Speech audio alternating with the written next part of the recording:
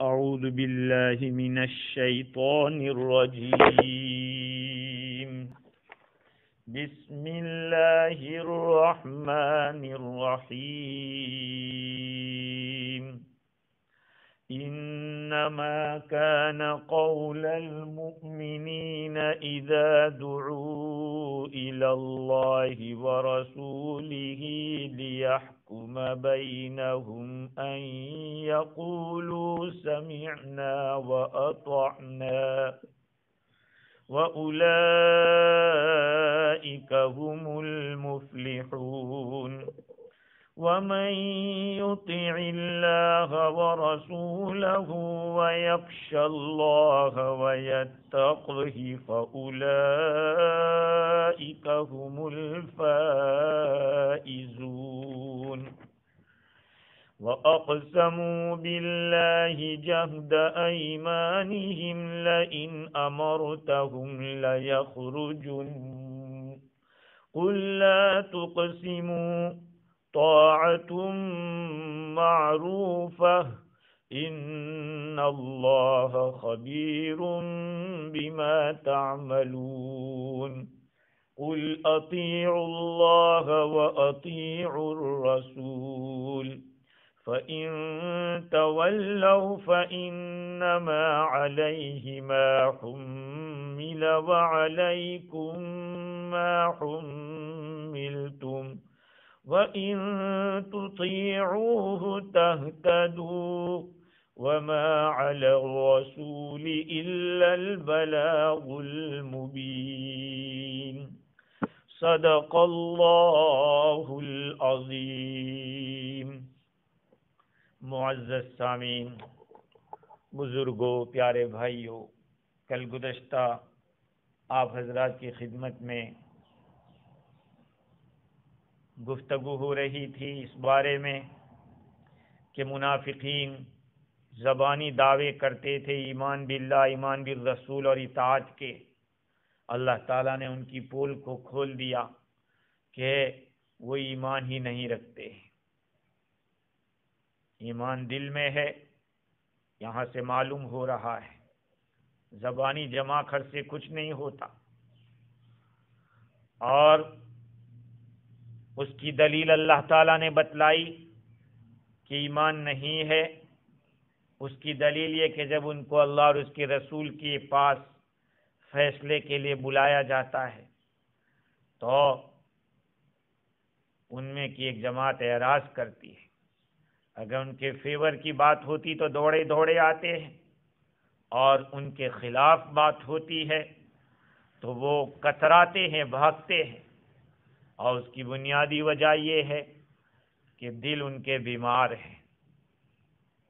اس بیماری کی وجہ سے یا تو کفر ہے اور نفاق ہے. اللہ تعالیٰ نے فرمایا کہ یہ لوگ ظالم ہیں، بل اولئک هم الظالمون.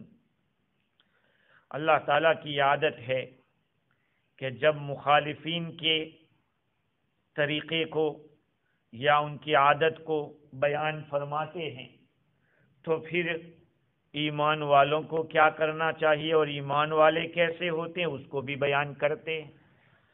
دیکھیے، اس کا مقصد یہ ہوتا ہے کہ آدمی اپنے آپ کو اس کے سامنے کھڑا کرے، ان آیات کے سامنے اپنے آپ کو کھڑا کرے کہ میں پہلے گروہ میں سے ہوں یا دوسرے گروہ میں سے ہوں. ایمان والوں کے بارے میں اللہ تعالیٰ فرماتے ہیں انما كان قول المؤمنین اذا دعوا الى اللہ ورسولہ لیحکم بینہم ان یقولوا سمعنا واطعنا واولئک هم المفلحون. ایمان والوں کی بات یہی ہوتی ہے جب ان کو اللہ اور اس کے رسول کی طرف بلایا جاتا ہے تاکہ رسول ان کے درمیان فیصلہ کریں تو وہ یوں کہتے ہیں کہ ہم نے سنا اور ہم نے اطاعت کی. وَأُولَئِكَ هُمُ الْمُفْلِحُونَ. یہی لوگ کامیاب ہیں اور وہ لوگ کہ انہی کا بھلا ہے. یہ ترجمہ کیا ہے گلدستے تفاسیر میں، وہی لوگ کامیاب ہیں۔ یہ ایمان والوں کی عادت اللہ تعالیٰ نے بتائی ہے۔ ایمان والے جب کبھی، سچے مسلمان کا کام یہی ہوتا ہے اور ہونا بھی چاہیے کہ جب کسی معاملے میں ان کو خدا اور رسول کی طرف بلایا جائے، چاہے ظاہر میں ان کا نفع ہو یا نقصان ہو، ذرہ برابر بھی توقف نہ کریں اور فوراً کہیں سمینا و اطعنا۔ اپنے آپ کو یہاں کھڑا کریں میرے عزیزوں، اور پھر سوچیں پوری شریعت جو اللہ اور اس کے رسول نے بیان کی ہے کتاب و سنت کے اندر، وہ پوری دعوت ہے۔ اللہ تعالیٰ کی طرف دعوت دی جاتی ہے، بلایا جاتا ہے۔ اللہ کی دعوت کا انکار کفر ہے، رسول کی دعوت کا انکار گمراہی ہے، اور دونوں کی اطاعت میں کامیابی ہے۔ صحابہ کرام کیوں ہوئے؟ آج ہم یہ کہتے ہیں کہ صحابہ کرام جیسے ہم محنت کریں گے تو وہ مدد آئے گی جو اللہ تعالیٰ نے صحابہ کی مدد کی تھی۔ میرے بھائیوں، پہلے اپنے آپ کو عمل کے میدان میں وہ کر کے دکھاؤ، اپنا ایمان اتنا مضبوط کرو کہ کوئی بھی عمل آوے پسے پشت نہ ہو۔ آج ہمارا حال یہ ہے، نماز کی بات کرو، روزے کی بات کرو تو ٹھیک ہے، لیکن جہاں زکوٰۃ کی بات کرتے ہیں کہ پوری زکوٰۃ آپ کی اتنی ہے، ارے اتنی ساری دے دیں گے۔ بہت سارے تو زکوٰۃ کے معاملے میں $1,00,000 واجب ہوتی ہے، 10-15 ہزار تقسیم کر دی اور خوش ہے کہ میں نے اتنی نکالی۔ ارے تیرے اوپر واجب کتنی، اتنے تو سوچ، جتنا زیادہ مال ہوگا اتنی زکوٰۃ زیادہ دینی پڑے گی۔ جہاں مال جاتا ہے وہاں آدمی پیچھے ہٹتا ہے۔ ہاں، نماز کی بات کرو، روزے کی بات کرو، حج کی بات کرو، کوئی پرابلم نہیں، لیکن جہاں معاملات کی بات کرو، معاشرت کی بات کرو، اخلاق کی بات کرو، یہ سارا دین ہے میرے بھائیوں۔ دین کے 5 بڑے بڑے شعبے ہیں، عقائد، عبادات، معاملات، معاشرت اور اخلاق۔ یہ سب مطلوب ہے۔ ایک آدھ 2 کام کر کے یہ سمجھ لینا کہ میں پکا مسلمان ہوں، میرے لیے تو جنت لکھی جا چکی ہے، یہ دھوکہ ہے، بہت بڑا دھوکہ ہے۔ آپ نے کبھی بیوی کے مسئلے پوچھے؟ بیوی کے بارے میں اس کے ساتھ ایسا کرتا ہوں، یہ شرعاً صحیح ہے کہ غلط ہے؟ میں اپنے بھائیوں کا حصہ نہیں دے رہا ہوں، شرعاً جائز ہے کہ نہیں؟ یقیناً دعوت و تبلیغ میں صحیح ڈھنگ سے لگنے والے، جنہوں نے صحیح ڈھنگ سے اپنے آپ کو لگایا ہے، انہوں نے حصے دیے۔ دعوت کا مقصد یہی ہے، ساری رسم و رواج کو ختم کیا جائے، شریعت و سنت کو زندہ کیا جائے، یہی مقصد ہے۔ صرف 3-4 دن نکلنا یا چلا 4 مہینہ نکلنا یہ مقصد نہیں ہے۔ مقصد تو شریعت کو زندہ کرنا، اللہ کے حکم کو پورا کرنا، رسول اللہ صلی اللہ علیہ وسلم کی سنتوں کو عمل میں لانا، یہ اصل مقصد ہے، چاہے وہ آپ کو 1 دن میں حاصل ہو یا پوری زندگی میں حاصل ہو۔ ایمان والا جب اس کو اللہ اور اس کے رسول کی طرف بلایا جاتا ہے تو کہتا ہے سمینا و اطعنا۔ بہت سارے معاملات ہمارے یہاں خلاف شرع ہو رہے ہیں، لیکن چونکہ ہمارے نفس کے خلاف ہے اس لیے ہم اس کو چھوڑنے کے لیے تیار نہیں۔ اصل تو وہی بات ہے، نفس کے خلاف کرنا اور شریعت کی مطابقت اور موافقت کرنا۔ حضرت عبادہ بن صامت رضی اللہ تعالی عنہ جو بدری صحابی ہے، انصاری ہیں، انصار کے سردار ہیں، یہ انہوں نے اپنے بھتیجے جنادہ ابن امیہ سے انتقال کے وقت فرمایا کہ آؤ مجھ سے سن لو کہ تمہارے ذمے کیا ہے۔ السمع والطاعہ فی العسر والیسر، خوشی ہو یا ناگواری ہو، ہر حال میں سننا اور اطاعت کرنا، اس وقت بھی جبکہ تیرا حق دوسرے کو دیا جا رہا ہو، اپنی زبان عدل اور سچائی کے ساتھ سیدھی رکھ، اور کام کے اہل لوگوں سے کام نہ چھین۔ ہاں اگر وہ کسی کھلی نافرمانی کا حکم دے تو نہ ماننا، کتاب اللہ کے خلاف کوئی بھی کہے ہرگز نہ ماننا، اور کتاب اللہ کی پیروی میں لگے رہنا۔ یہ ایک صحابی رسول اپنے بھتیجے کو وصیت فرما رہے ہیں۔ ابھی کل ہمارے گاؤں کے مولانا علی میاں ندوی رحمۃ اللہ علیہ کے خلیفہ ہے مولانا ولی ادا صاحب دامت برکاتہم، انہوں نے اپنے خسر کے انتقال کا حال مجھے سنایا فون کے اوپر۔ انہوں نے بتایا کہ وہ انتقال کر رہے تھے، انہوں نے اپنے پوتوں کو بلا کے یہی بات بتائی کہ قرآن مجید کی تلاوت، سنت رسول کی پیروی، دین کو آگے کرنا، شریعت کے اوپر چلنا، دین کی خدمت کرنا، ایسی اس طرح کی وصیت کی۔ آدمی جب موت تک شریعت پر پابند رہتا ہے، اللہ تعالیٰ اس سے یہی چاہتا ہے کہ وہ بھی لوگوں کو اسی طرح کا حکم دے، اور جو اللہ تعالیٰ کی شریعت پر چلتا ہوگا اس کی دلی تمنا یہی ہوگی کہ اس کی نسل بھی اس کے اوپر چلتی رہے۔ انبیاء کرام علیہ السلام کی وصیت سے صاف واضح ہے۔ حضرت ابو الدرداء رضی اللہ تعالیٰ عنہ فرماتے ہیں کہ اسلام اللہ کی اطاعت کے بغیر نہیں،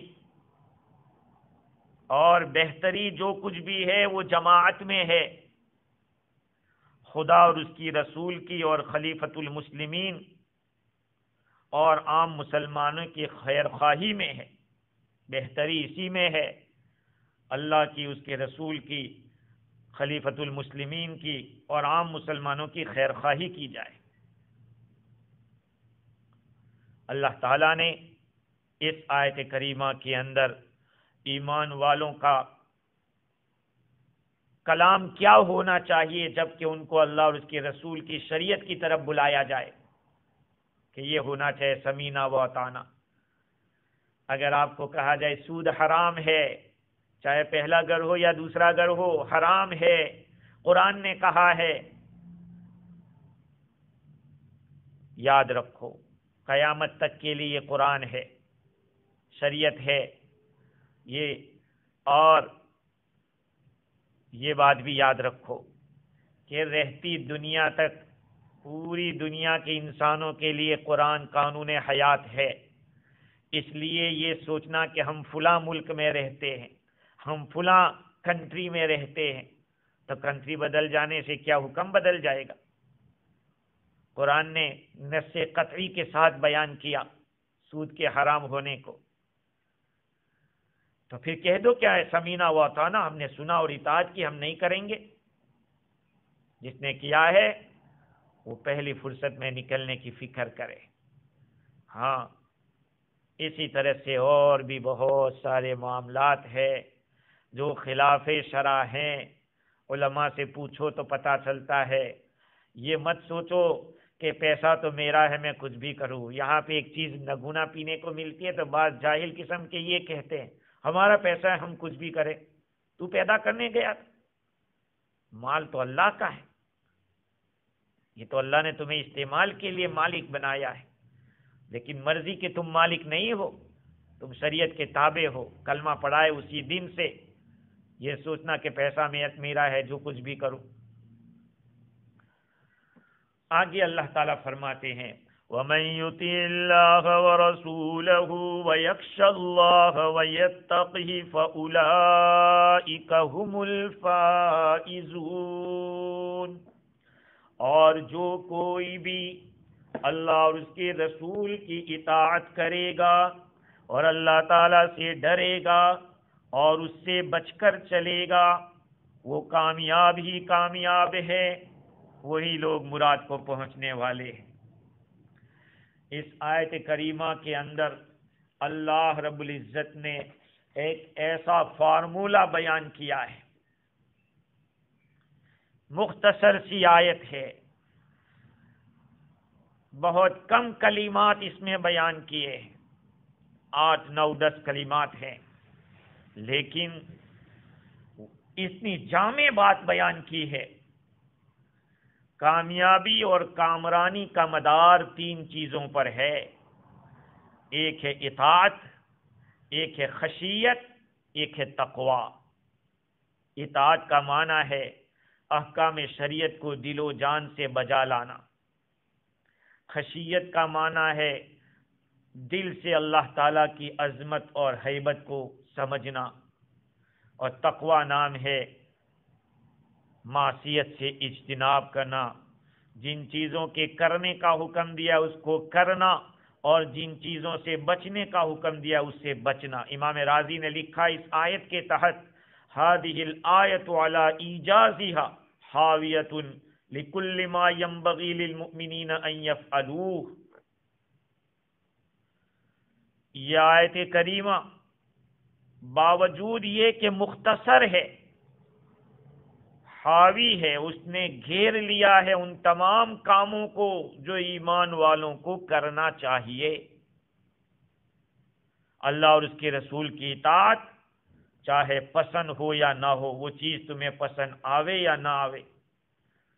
بہت سارے لوگ مغربی ذہنیت رکھنے والے کہتے ہیں کہ سود میں اگر کاروبار میں آگے بڑھنا ہے تو وہ تو کرنا ہی پڑے گا۔ میں نے یہاں بھی دیکھا کئیوں کو کہ انہوں نے سود سے توبہ کی، اللہ تعالیٰ نے ان کو چمکایا اور خوب بڑھایا۔ پہلی ہے اطاعت خداوندی اور اطاعت رسول، دونوں کو ساتھ بیان کیا، اللہ اور اس کے رسول کی اطاعت۔ دوسرے نمبر پہ خشیت، اللہ سے ڈرنا۔ زمانے ماضی کے اندر جو گناہ ہو چکے ہیں ان گناہوں کے بارے میں اللہ سے ڈرتے رہنا۔ وَيَتَّقِي، اور آئندہ زمانے میں باقی عمر کے اندر اللہ تعالیٰ کا تقوی اختیار کرنا۔ یہ 3 چیزیں ہیں۔ امام راضی نے لکھا کہ چھوٹی سی آیت ہے لیکن بہت سارے گہرے معنی پر مشتمل ہے۔ مفسر قرطبی نے اس آیت کریمہ کے تحت ایک عجیب و غریب واقعہ لکھا ہے، جس کو مفتی شفیع صاحب رحمۃ اللہ علیہ نے بھی لکھا اور گلدستے تفاسیر والے نے بھی لکھا۔ واقعہ یہ ہے کہ فاروق اعظم حضرت عمر رضی اللہ تعالیٰ عنہ نقل کرتے ہیں، جس سے یعنی اس واقعے سے آپ کو اطاعت الہی، اطاعت رسول اور خشیت الہی اور تقوی کا مفہوم معلوم ہو جائے گا، اور فرق بھی واضح ہو جائے گا ان میں کیا فرق ہے۔ ایک مرتبہ مسجد نبوی میں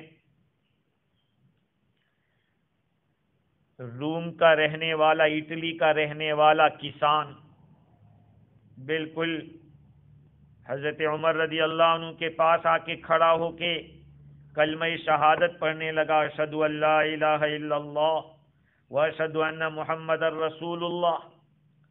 پوچھا بھائی کیا بات ہے؟ اس نے کہا میں اللہ کے لیے مسلمان ہو گیا ہوں۔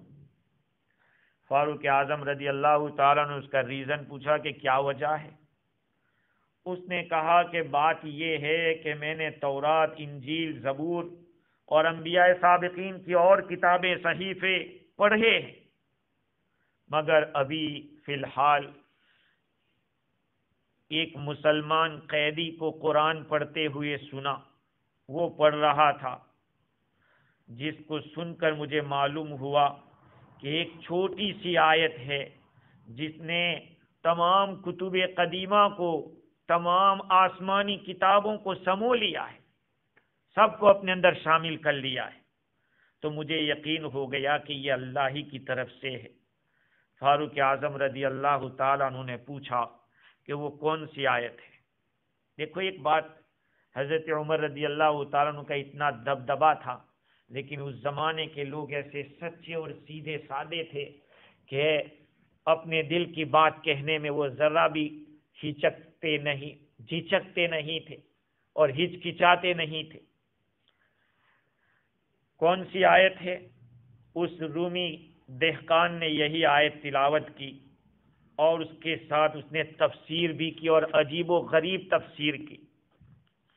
کہا من یطیع اللہ، یہ فرائض الہیہ کے متعلق ہے، اللہ نے جن چیزوں کو فرض کیا ہے وہ، اور رسول کی اطاعت سے مراد سنت نبوی ہے، ویخشی اللہ سے مراد گزشتہ عمر کے بارے میں، اور ویتقی آئندہ کے بارے میں ہے۔ معارف القرآن میں مفتی شفیع صاحب رحمۃ اللہ علیہ فرماتے ہیں کہ اگر انسان 4 چیزوں کا عامل ہو جاوے، عمل کرنے والا ہو جاوے، تو اولئک هم الفائزون کا جو تمغہ دیا گیا ہے کہ وہ فائز المرام ہے، کامیاب ہے، یہ تمغہ ان کو مل سکتا ہے۔ حضور اکرم صلی اللہ علیہ وسلم نے جو بات بیان فرمائی تھی، عمر فاروق رضی اللہ تعالی عنہ نے اس آدمی کی بات سن کر یہ فرمایا کہ آقا صلی اللہ علیہ وسلم فرماتے تھے اوتیت جوامع الکلم، مجھے جوامع الکلم دیے گئے، میری بات مختصر سی ہے لیکن ان باتوں میں گہرائی ہے۔ تو اللہ تعالیٰ نے یہ 4 باتوں کو بیان کیا ہے۔ میرے بھائیوں، اپنے آپ کو پیش کیجئے ان آیتوں کے سامنے اور دیکھیے کہ اللہ نے کلام پاک میں اتنے سارے احکام بیان کیے، ان احکاموں میں سے کون کون سا حکم ابھی تک میری زندگی میں نہیں آیا۔ میرے اللہ کے بندو، میراث کے معاملے میں ڈرو اللہ سے۔ ہاں، آدمی کو یہ سوچنا چاہیے کہ میرے اندر کسی کا حصہ نہ آ جاوے، میں کیسے کسی کا حق دے دوں، اس کی فکر کرو۔ آج اللہ معاف کرے، نماز کے تو بڑے پابند، تلاوت کے بڑے پابند، لیکن اپنے رشتہ داروں کے حقوق دینے میں پیچھے ہے۔ اللہ تعالی ہمیں صحیح سمجھ عطا فرمائے۔ آدمی یہ سوچتا ہے میرے لڑکوں کا کیا ہوگا۔ ہمارے ایک دوست ہیں انڈیا کے اندر، ماسٹر صاحب، وہ جماعت کے ماشاءاللہ اچھے پابند ہیں۔ انہوں نے ایک دفعہ مجھ سے کہا کہ ہماری فیملی میں اتنے لوگ ہیں، آپ تقسیم کر دیں۔ میں نے تقسیم کیا تو کہا کہ تمہاری بہن کا، میں نے بتایا کہ تمہاری بہن کا اتنا ہے، تمہارے بھائی کا اتنا ہے، تمہارا اتنا ہے۔ تو کہا کہ بہن کو میں بعد میں دوں گا۔ بات کو میں نے کہا کب؟ جب مر جائیں گے تو بچوں کو دیں گے۔ تم اپنے بچوں کی فکر میں بہن کا حق کیوں چھپا رہے، دبا رہے ہو؟ ماشاءاللہ وہ پابند آدمی تھا، انہوں نے پراپرٹی بیچ کر بھی بہن کا حصہ دے دیا۔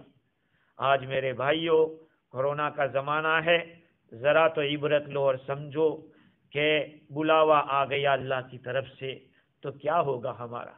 اس لیے پہلی فرصت میں اپنے حقوق وصول کرنے کی بات بعد میں کرنا، دوسروں کے حقوق ادا کرنے کی فکر کرو۔ ہاں، تھوڑا خرچہ کرنا پڑے تو کر دو، لیکن سبک دوش ہو جاؤ، دوسروں کا حق دے دو، ورنہ ایسا نہیں ہے کہ لوگ مر گئے تو آپ نہیں مریں گے، آپ کو بھی مرنا ہے ایک دن۔ اس کی فکر کرو، کرنی چاہیے فکر۔ اگر اپنا تھوڑا حصہ جاتا ہو تو جانے دیں، لیکن کسی بھی طرح سے تقسیم کرنے کی فکر کریں۔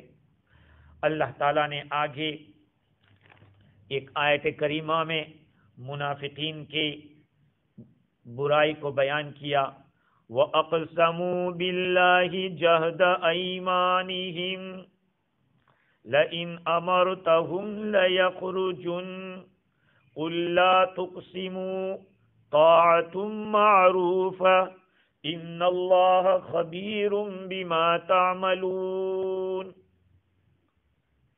وہ لوگ قسمیں کھاتے ہیں اللہ تعالیٰ کی بڑی تاکید کے ساتھ کہ اگر تو ہم کو حکم دے گا تو سب کچھ چھوڑ کر نکل جائیں گے، ضرور بھی ضرور نکلیں گے۔ آپ ان کو فرما دو کہ قسمیں مت کھاؤ، فرما برداری چاہیے، جو دستور ہے طاعت معروفہ۔ منافقین نے قسمیں کھائی اور قسم کھا کر یقین دلانا چاہا کہ آپ جو بھی حکم دیں گے ہم سب گھر بار چھوڑ کر خدا کے راستے میں نکل جانے کے لیے تیار ہیں، جان کی بازی لگانے کے لیے، جہاد کے لیے تیار ہیں۔ آپ ذرا اشارہ فرما دیں، سب مال و دولت اللہ کے راستے میں لٹا کر الگ ہو جائیں گے۔ اس پر اللہ تعالیٰ فرماتے ہیں کہ ایسی لمبی چوڑی قسمیں کھانے کی ضرورت نہیں ہے، تمہاری فرما برداری تو ہمیں معلوم ہے، تم کتنے سیدھے ہو، زبان سے دعوے تو بہت کیا کرتے ہو، عمل کا وقت آتا ہے تو آہستہ سے کھسک جاتے ہو۔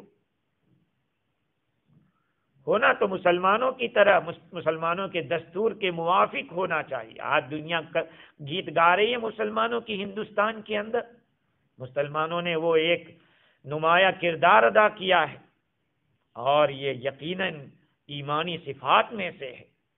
کورونا کے اندر جو خدمات انجام دی، اور جب کبھی حالات آئے، الحمدللہ مسلم قوم زندہ قوم ہے، یہ زندہ قوم ہے، یہ بانجھ نہیں ہے۔ ہر دور میں اللہ تعالیٰ نے اس قوم کے اندر ایسے ایسے لوگ پیدا فرمائے ہیں جنہوں نے سینہ سپر ہو کر اپنے آپ کو خطرے میں ڈال کر انسانیت کی خدمت کی ہے۔ ہاں، انسانیت کی خدمت کی ہے۔ انسان ناقدرہ ہے، خدا ناقدرہ نہیں ہے، اللہ تو قدردان ہے۔ وکان اللہ شاکرا علیما، اللہ تعالیٰ قدردان جاننے والا ہے۔ خیر تو مسلمانوں کی طرح ہونا چاہیے، فرما برداری کر کے دکھلاؤ، زبانی قسموں سے فائدہ نہیں۔ ابھی تو تم قسمیں کھا کے یقین دلا رہے ہو، لیکن اللہ کے آگے کسی کی چالاکی اور فریب نہیں چل سکتا۔ اس آیت کریمہ میں اللہ تعالیٰ نے پہلے تو یہ بتایا کہ انہوں نے قسمیں کھائی تھی، جہد ایمانی۔ مقاتل فرماتے ہیں کہ اللہ کی قسم جس نے کھا لی، سمجھ لو کہ بڑی مضبوط قسم کھا لی، اسی لیے تو غیر اللہ کی قسم کھانا صحیح نہیں ہے۔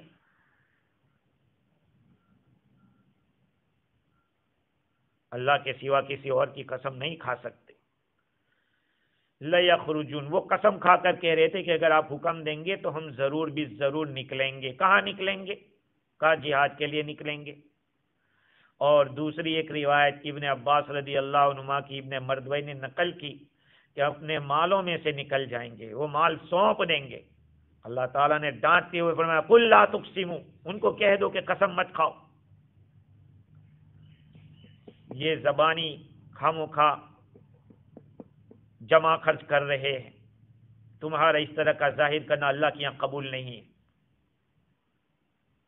اس لیے کہ تمہاری طاعت یہ تو معلوم ہو چکی ہے۔ یہ علت بتلا رہے ہیں کہ قسم کھانے کی ضرورت اس لیے نہیں ہے کہ تم کتنے فرما بردار ہو، ہمیں معلوم ہو چکا ہے، زبان سے ہوتا ہے، دل سے اس کے ساتھ کوئی موافقت نہیں ہے۔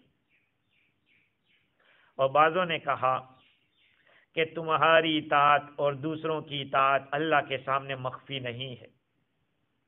بندہ چاہے ناواقف رہے، بندہ چاہے کوشش کرے چھپانے کی، لیکن اللہ تعالیٰ کی یہاں چھپے گا نہیں، اللہ چھپا دیں گے آپ کی نیکی کو، چاہے تم کتنا چھپاتے ہو، نیکی کرو گے اس کو اللہ تعالیٰ واضح کر دیں گے۔ چنانچہ ایک حدیث ہے طبرانی کی، حضرت جندب رضی اللہ تعالیٰ روایت کرتے ہیں، نبی اکرم صلی اللہ علیہ وسلم نے ارشاد فرمایا ما اسر عبد سریرۃ الا البسہ اللہ تعالی رداءها، جب کوئی بندہ کسی پوشیدہ چیز کو راز رکھتا ہے اللہ تعالیٰ اس کو اس کی چادر پہنا دیتا ہے۔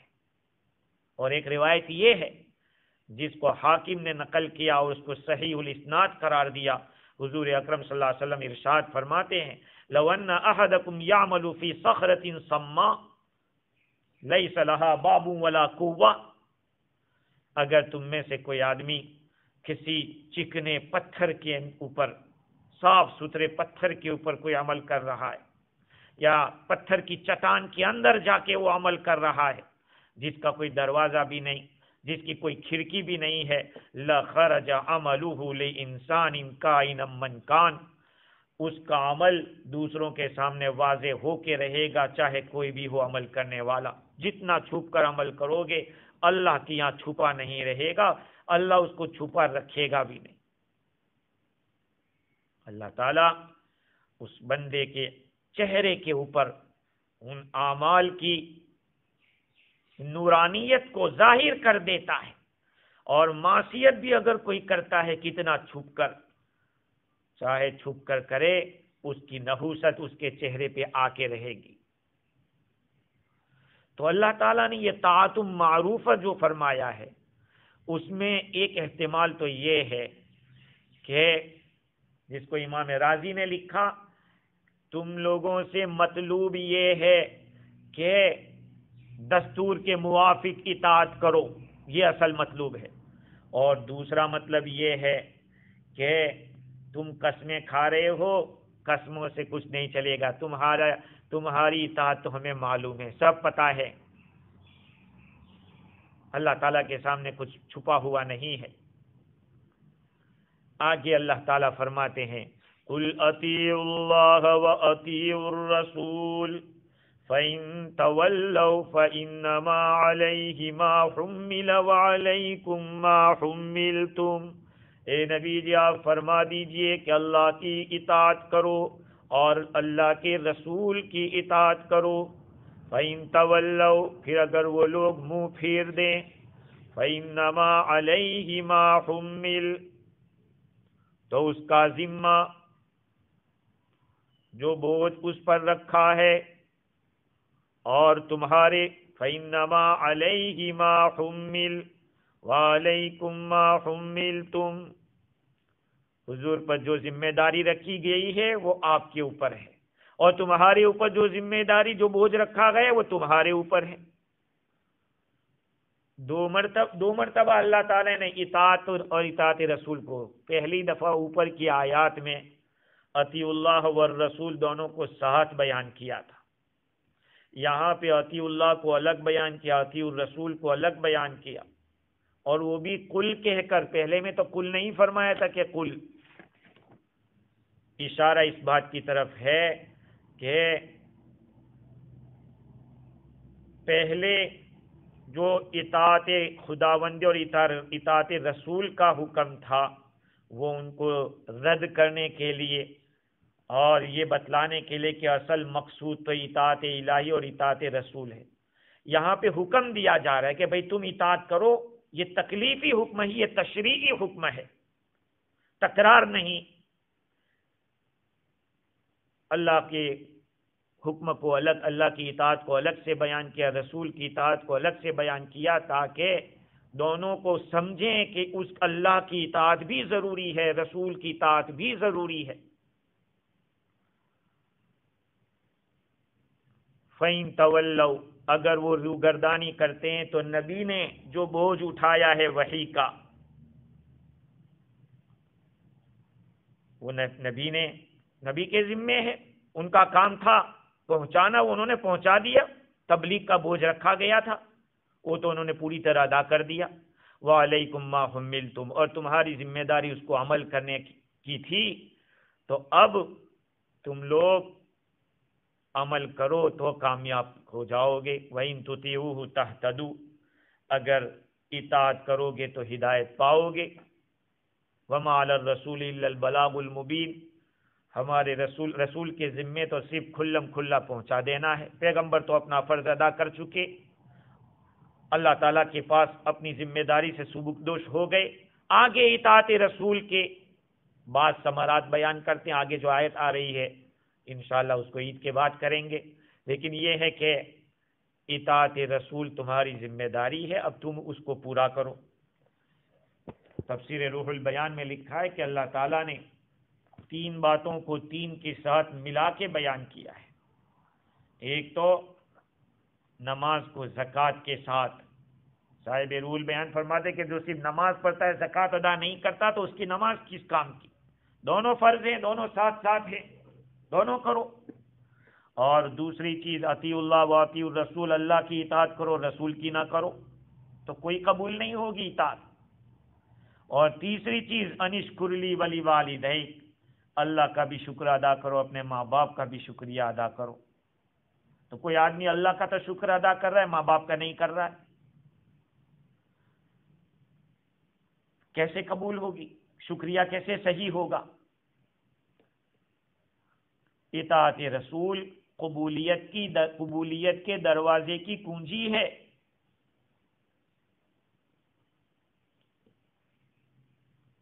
اصحاب کہف کا جو کتا تھا اس نے کیا کیا؟ اللہ تعالیٰ کی طاعت کے اندر ان مطیع لوگوں کے پیچھے پیچھے چلا۔ ظاہری بات ہے وہ بھی جنت میں جائے گا۔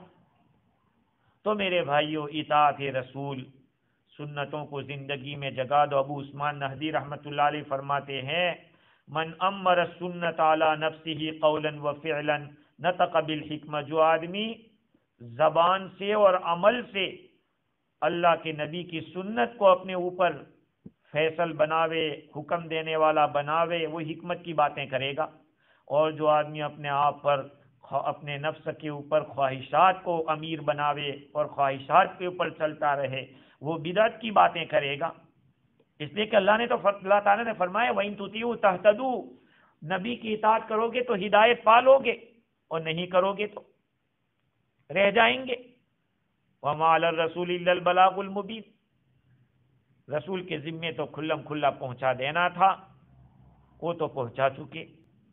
تمہارا کام ہے اطاعت کرنا، اطاعت کرو گے تو حق کو پہنچ جاؤ گے، اور رسول کی نافرمانی کرو گے تو رسول تو اپنا کام کر چکے ہیں۔ خیر، اللہ تعالیٰ مجھے بھی اور آپ کو بھی ان کہی سنی باتوں پر عمل کی توفیق عطا فرماوے۔ مزید گفتگو اطاعت رسول کے، اطاعت الہی، اطاعت رسول کے کیا ثمرات ہے، انشاءاللہ عید کے بعد بیان کریں گے۔ اللہ تعالیٰ مجھے اور آپ کو قرآن مجید کے ساتھ وابستگی عطا فرماوے، تعلق عطا فرماوے، موت تک اس کے ساتھ قائم اور دائم رکھے۔ درود شریف پڑھ لیں۔ بسم اللہ الرحمن الرحیم۔ اللہم لک الحمد کما انت اہلہ، ولک الحمد کما ینبغی لجلال وجہک وعظیم سلطانک۔ اللہم لک الحمد حمدا دائما مع دوامک، ولک الحمد حمدا خالدا مع خلودک، ولک الحمد حمدا لا منتہى له دون مشیتک۔ سبحان الابدی الابد، سبحان الواحد الاحد، سبحان الفرد الصمد، سبحان رافع السماء بغیر عمد، سبحان من بسط الارض من الماء الجمد، سبحان من خلق الخلق واحصى كل شيء عددا، سبحان من قسم الرزق ولم ينس احدا، سبحان الذي لم يتخذ صاحبة ولا ولدا، سبحان الذي لم يلد ولم يولد ولم يكن له كفوا احد۔ اللهم صل على محمد ما اختلف الملوان وتعاقب الأسران وكر الجديدان واستقل الفرقدان، وبلغ روحه وأرواح أهل بيته منا التحية والسلام، وبارك وسلم عليه كثيرا۔ اللهم صل على سيدنا ومولانا محمد وعلى آل سيدنا ومولانا محمد صلاة تنجينا بها من جميع الأهوال والآفات، وتقضي لنا بها جميع الحاجات، وتطهرنا بها من جميع السيئات، وترفعنا بها عندك على الدرجات، وتبلغنا بها أقصى الغايات من جميع الخيرات في الحياة وبعد الممات، إنك على كل شيء قدير۔ ربنا ظلمنا أنفسنا وإن لم تغفر لنا وترحمنا لنكونن من الخاسرين۔ ربنا ظلمنا أنفسنا وإن لم تغفر لنا وترحمنا لنكونن من الخاسرين۔ ربنا ظلمنا أنفسنا وإن لم تغفر لنا وترحمنا لنكونن من الخاسرين۔ لا إله إلا أنت سبحانك إني كنت من الظالمين۔ لا إله إلا أنت سبحانك إني كنت من الظالمين۔ ربنا آتنا في الدنيا حسنة وفي الآخرة حسنة وقنا عذاب النار، وقنا عذاب النار، وقنا عذاب النار، وقنا عذاب القبر، وقنا عذاب الحشر، وقنا عذاب الفقر، وقنا عذاب الدين، واحشرنا يوم القيامة مع المتقين مع الأبرار۔ ربنا لا تزغ قلوبنا بعد إذ هديتنا وهب لنا من لدنك رحمة إنك أنت الوهاب۔ ربنا اغفر لنا ذنوبنا وإسرافنا في أمرنا وثبت أقدامنا وانصرنا على القوم الكافرين۔ اللهم إنا نسألك العفو والعافية والمعافاة الدائمة في الدين والدنيا والآخرة۔ اللهم أصلح لنا شأننا كله، اللهم أصلح لنا شأننا كله، اللهم اصلح لنا شأننا كله ولا تكلنا إلى أنفسنا طرفة عين فإنك إن تكلنا إلى ضعف وعورة وذنب وخطيئة. اللهم اشفنا واشف مرضانا واشف مرضى المسلمين. اللهم اشفنا واشف مرضانا واشف مرضى المسلمين. اللهم اشفنا واشف مرضانا واشف مرضى المسلمين. ربي زدنا علما نافعا ورزقا حلالا طيبا واسعا وعملا متقبلا وشفاء من كل داء. اللهم اغفر لأمة محمد صلى الله عليه وسلم. اللهم ارحم أمة محمد صلى الله عليه وسلم. اللهم تجاوز عن أمة محمد صلى الله عليه وسلم. لا إله إلا الله الحليم الكريم. سبحان الله رب العرش العظيم. الحمد لله رب العالمين. نسألك موجبات رحمتك وعزائم مغفرتك والغنيمة من كل بر والسلامة من كل إثم. لا تدع لنا ذنبا إلا غفرته. لا تدع لنا ذنبا إلا غفرته ولا هما إلا فرجته ولا ضرا إلا كشفته ولا مريضا إلا شفيته ولا مريضا إلا شفيته ولا مريضا إلا شفيته ولا مرضا إلا ختمته ولا مرضا إلا ختمته ولا مرضا إلا ختمته ولا حاجة من حوائج الدنيا والآخرة هي لك رضا إلا قضيتها ويسرتها يا أرحم الراحمين. يا أرحم الراحمين. يا أرحم الراحمين. يا ذا الجلال والإكرام. يا حنان يا منان. يا حي يا قيوم. يا حي يا قيوم. يا حي يا قيوم برحمتك نستغيث. یا حی یا قیوم برحمتک نستغیث. یا الہ العالمین یا اکرم الاکرمین یا ذا القوۃ المتین. اے اللہ ہم سب کے گناہوں کو معاف فرما، ہماری خطاؤں سے درگزر فرما. الہ العالمین یقیناً ہم گنہگار ہیں، خطا کار ہیں، سیاہ کار ہیں، بد کردار ہیں. الہی ہم گندے ہیں لیکن آپ ہی کے بندے ہیں، آپ ہی کا کلمہ پڑھنے والے ہیں. الہ العالمین ہماری زندگی آج تک کی آپ کی نافرمانی میں گزری ہے، رات کے اندھیریوں میں، دن کے اجالوں میں، بھول کر اور جان بوجھ کر، کھل کر اور چھپ کر، آپ کے حکام کو توڑ کر، آپ کے حبیب کی سنتوں سے منہ موڑ کر اور آپ کے بندوں کو ستا کر بے حد گناہ کیے. اے اللہ یقیناً گناہ کر کر کے دل ہمارے سخت اور سیاہ ہو گئے، جس کی نحوست سے دلوں پہ زنگ لگے ہوئے ہیں. یا اللہ ہم آپ سے معافی مانگتے ہیں، اپنے فضل سے ہم سب کو معاف کر دو. الہ العالمین تمام گناہوں کو معاف کر دو. اے اللہ ہمارے گناہوں ہی کی نحوست ہے کہ آج پوری دنیا پریشان ہے، پوری دنیا پریشان ہے. حاکم بھی پریشان ہے، محکوم بھی پریشان ہے، راعی بھی پریشان ہے، رعیت بھی پریشان ہے، امیر بھی پریشان ہے، غریب بھی پریشان ہے، پڑھا لکھا بھی پریشان ہے، ان پڑھ بھی پریشان ہے. اے اللہ آپ نے تو کرونا اس طرح بھیجا کہ پوری دنیا ہل کے رہ گئی. الہی گھروں سے ایک ایک کے گھر سے 3 4 جنازے نکلے، بچے یتیم ہو گئے، مالک عورتیں بیوہ ہو گئی. اے اللہ ہم سب کو معاف کر دو. الہی ہمارے گناہوں کی نحوست ہے، ہمیں اقرار ہے. الہ العالمین ہم نے آپ کی نافرمانی کی ہے، آپ کی صفات جلالیہ کا بھی ظہور ہو رہا ہے. مالک ہمیں معاف کر دو. اے اللہ کتنی بڑی عمر والے دنیا سے چلے گئے. الہی سفید دھاری والے الہی اس دنیا سے جا رہے ہیں، نوجوان بھی جا رہے ہیں، مرد بھی اور عورتیں بھی جا رہی ہیں، علماء صلحاء بھی جا رہے ہیں. اے اللہ تو رحم کا معاملہ فرما، کرم کا معاملہ فرما. الہ العالمین تو ہم سب کو بخش دے، ہمارے گناہوں کو معاف کر دو مالک، اور اس بیماری کو ختم فرما دو. یہ ہمارے گناہوں کی نحوست اور ہمارے ظلم کی پاداش ہے. اے اللہ رحم فرما، کرم فرما. الہی کتنے ملکوں میں تو حاکموں کی طرف سے بھی ظلم و ستم ہے، اور الہی یہ کورونا کا بھی ایک الگ سے ستم ہے. یا اللہ تو رحم کا معاملہ فرما. الہ العالمین تجھے اس مبارک رمضان کے مہینے کا واسطہ، تیرے کلام پاک کا واسطہ، تیرے حبیب کا واسطہ. الہ العالمین ہمارے پاس تو کوئی عمل نہیں جس کو پیش کر سکے. الہی ان کے طفیل میں اس بیماری کو ختم فرما، پوری دنیا کے اندر امن و امان کو قائم فرما، چین اور سکون کو قائم فرما. الہ العالمین بڑی بڑی طاقتور حکومتوں نے اپنے گھٹنے ٹیک دیے ہیں۔ اے اللہ جو نہ دکھنے والا وائرس کتنا کام کر رہا ہے، الہی یہ سب تیری آرمی ہے، تیرا لشکر ہے مالک۔ تو جب چاہے جس لشکر سے جہاں کہیں چاہے کام لے سکتا ہے، الہی تیرے تو ارادے ہی سے کام بن جاتا ہے۔ تو اتنا ارادہ کر دے کہ کورونا ختم ہو جائے مالک، اور کسی چیز کی ضرورت نہیں ہے، تو اس کو ختم کر دے گا، وہ ختم ہو جائے گا۔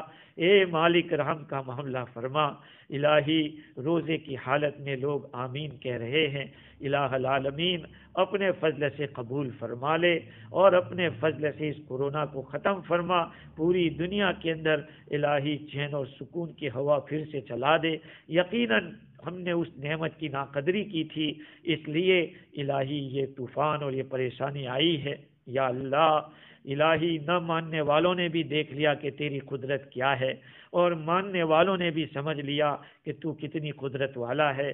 مالک اپنے فضل سے رحم کا معاملہ فرما، کرم کا معاملہ فرما۔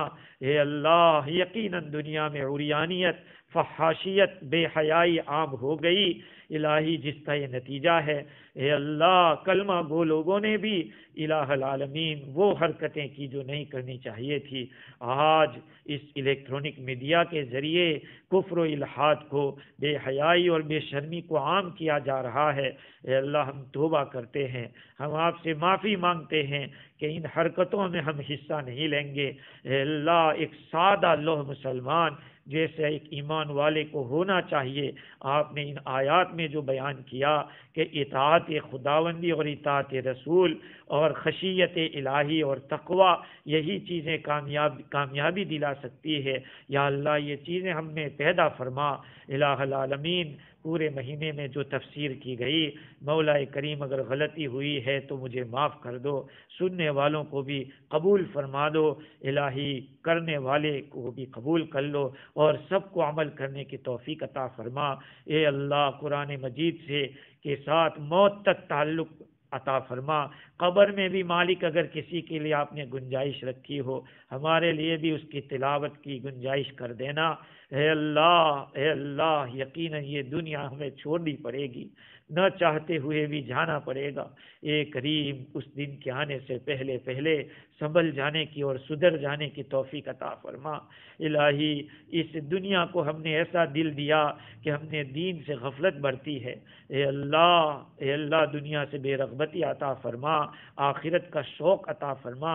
اے اللہ، ہمارے گھروں میں دینداری کو پیدا فرما، سنتوں کو زندہ فرما۔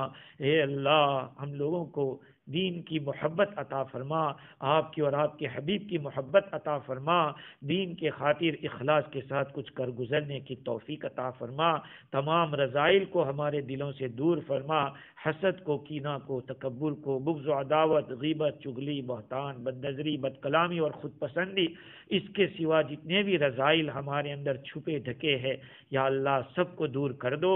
اس کی جگہ تواضع، انکساری اور عز و اعتراف اور اخلاص و للہیت پیدا فرما۔